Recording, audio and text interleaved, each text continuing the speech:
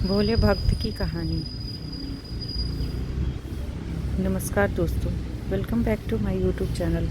हमारे YouTube channel पे आपका हार्दिक स्वागत है। आप और भी नई स्टोरी सुनना चाहते हैं तो हमारे चैनल को सब्सक्राइब करना ना भूलें और बेल आइकन ज़रूर दबाएं ताकि हमारी नोटिफिकेशन आपको हमेशा मिलती रहे। भोला भगवान को मानने वाला था।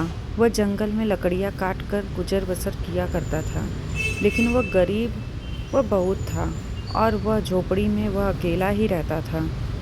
वह सप्ताह में एक बार मंदिर जाया करता था।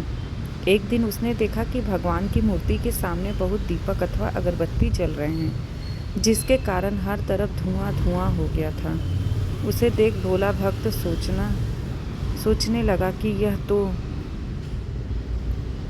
बहुत यादती है कि प्रभु आपकी आंखें जल रही होंगी, सांस वह घुट रही होगी। आप ऐसा करो कि प्रभु आज आप मेरा घर चलो। आज लकड़ी बेचकर अगर प्राप्त धन मिल गया तो उससे हम दोनों का खाने का प्रबंध हो जाएगा। उसके भोलेपन और साफ हृदय को देखकर प्रभु उसके सामने साक्षात प्रकट हो गए और बोले, ठीक है, तुम जाकर भोजन बनाओ। जब बन जाए तो मुझे बुला लेना, मैं आ जाऊंगा।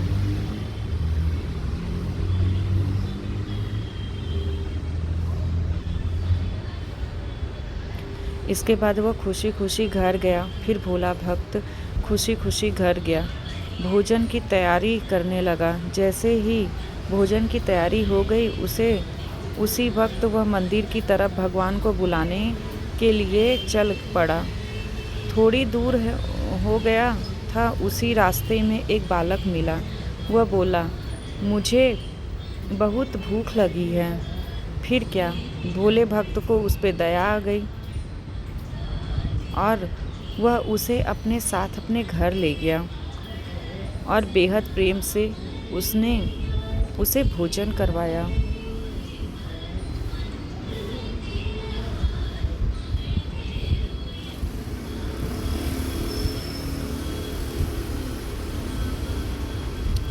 भोजन करवाने के बाद वह फिर से मंदिर की तरफ चल पड़ा। रास्ते में उसे एक बुढ़िया मिल गई और बोली, मैं बहुत दिनों से भूखी हूँ, अगर कुछ खाने को मिल जाता तो तुम्हारा भला हो जाएगा। फिर उसे अपने साथ घर ले गया और उसे भोजन खिलवाया और आशीर्वाद प्राप्त किया।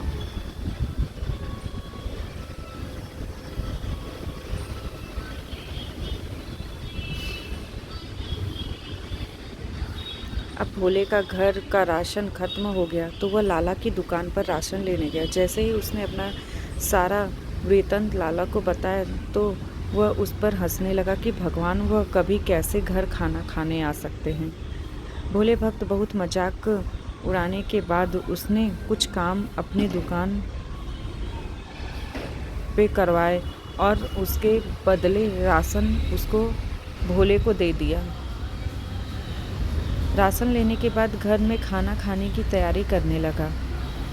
जैसे ही तैयार हो गया वह फिर मंदिर तरफ चल पड़ा।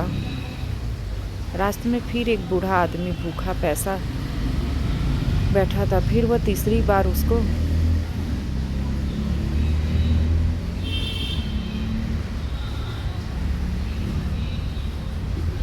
बहुत प्रेम से भोजन खिलाया। कुछ राशन शेष बचा था।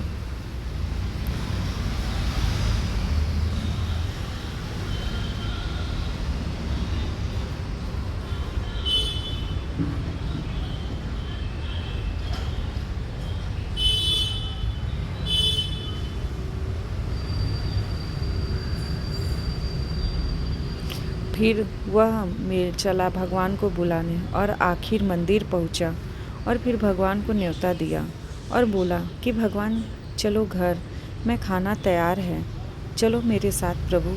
उसे देख प्रभु बोले कि भोले मैं तो भोजन 3 बार पा चुका हूँ। भोला भक्त बोला कि हे भगवान, कि आपको तो मैंने खाना खिलाया ही नहीं, मैं तो मंदिर अभी ही आया हूँ। भगवान बोले कि जो एक बच्चे, बूढ़ी माता और वह बूढ़े व्यक्ति को जो तुमने खाना खिलाया वह असल में मुझे ही तो खिलाया है और अब मेरा पेट भर गया है।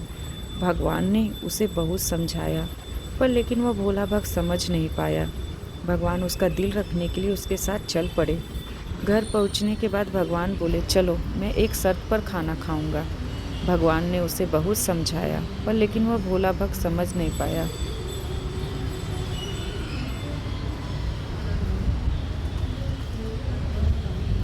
भगवान उसका दिल रखने के लिए उसके साथ चल पड़े।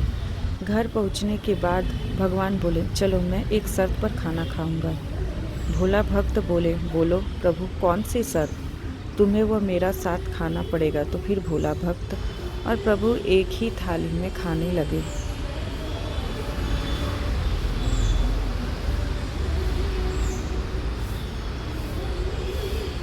जैसे ही प्रभु खाना खाकर गए थे, वैसे ही भोला के दिन बदल गए। वह धन धान्य भरपूर हो गया, उसके पास किसी चीज़ की कमी नहीं रही। प्रभु की असीम कृपा बरसने लगी। यह सब देखकर लाला, जो उस पर हंस रहा था, वह यह सब देख हैरान हो गया और लाला मंदिर जाकर भगवान को न्योता देने लगा कि प्रभु मेरे घर आयो और खाना पायो। प्रभु उसे बोले कि तुम घर जाकर प्रबंध करो और जब बन जाए तो मुझे बुला लेना।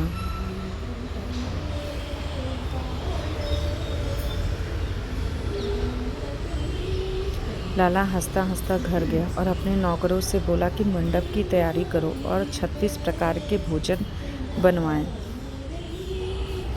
और उसके मन में थोड़ा सा अभिमान वह आ गया था कि मैंने तो भोला से अच्छे अच्छे पकवान बनाए हैं, भगवान मुझ पर ज़्यादा प्रसन्न हो गए।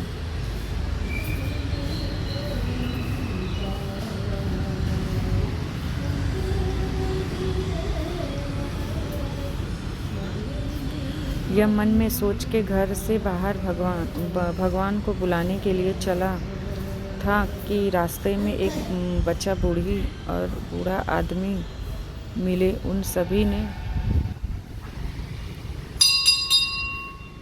उसे खाना मांगा और बोले कि हम भूखे हैं। लाला ने अभिमान के चक्र में सबको ठुकरा दिया और आखिर मंदिर जा पहुंचा। भगवान बोलने लगा कि प्रभु चलो खाना तैयार है। प्रभु उसे तब बोले कि जब पहला तुमने हमारा 3 बार तिरस्कार किया और अब खाने के लिए पूछ रहे हो।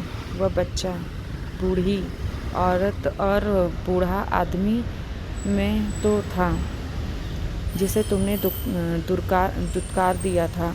फिर क्या? वह लाला निराश हो गया और भगवान मूर्ति में फिर से समा गए।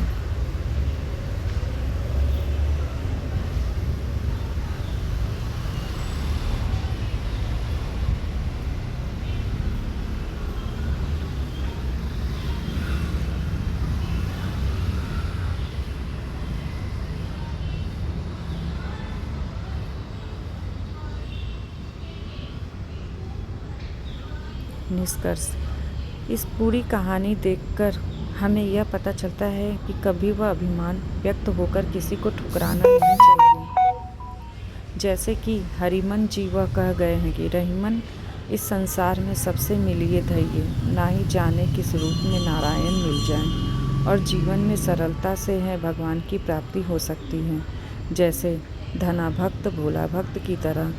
तो इसलिए हम सबको सरलता और साधारण जीवन व्यक्त करना चाहिए और प्रभु का सुमिरन करना चाहिए।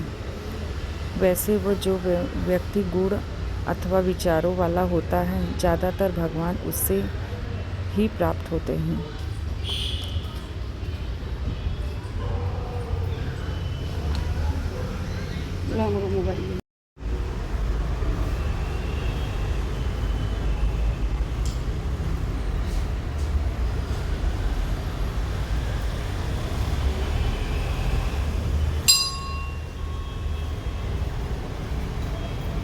तो दोस्तों, आपको हमारी ये कहानी कैसी लगी? हमारे चैनल को लाइक, शेयर और कमेंट, सब्सक्राइब करना ना भूलें। आपका बहुत बहुत धन्यवाद हमारी ये स्टोरी, छोटी सी स्टोरी सुनने के लिए। जय श्री कृष्ण।